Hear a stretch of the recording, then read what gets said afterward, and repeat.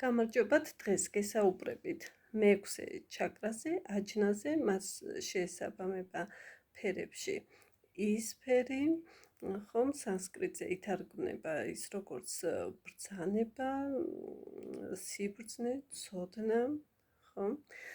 იგი მდებარეობს წარბებს შუა, იგი პასუხისმგებელი არის შემდეგ ორგანოებზე, ეს არის თავის ტვინი, მარჯვენა მხარე, სისხლის მიმოქცევა, ჩვენი მხედველობა, ანუ თვალები, სმენის ორგანოები, ყურები, ცხვირი და ზედა ყბა.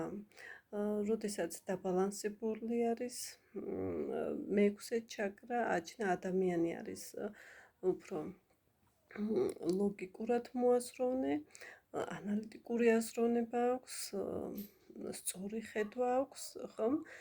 აგრეთვე ინტუიცია აქვს განვითარებული, ხომ? და ძირითადად რა ბლოკავს? ილუზიები, ფანტაზიები, ეს ილუზიები ბლოკავს აი ამ აჯნას მეექვსე ჩაკრას. როდესაც არის ჭარბი, ასეთ შემთხვევაში ადამიანი არის უფრო ისეთი ამპარტავანი, ქედმაღალი, ძალაუფლების მოყვარული, დიქტატორი და მართოს სხვა ადამიანები, დაიმორჩილოს და დამონებული ხავდეს სხვა ადამიანები, საკმაოდ სერიოზულია ეს. შემდეგ, როდესაც არის შესუსტებული აჯნას, ხომ, ამ შემთხვევაში ადამიანი თავს გრძნობს წარუმატებლად, წარუმატებელია და არის სუსტი, ხომ?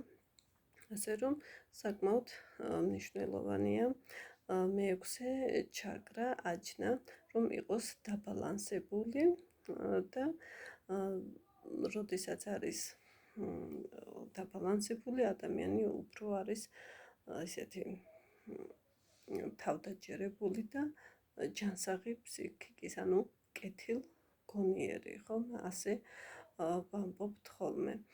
კონსულტაციისთვის შეგიძლიათ დამირეკოთ 571 24 08 27.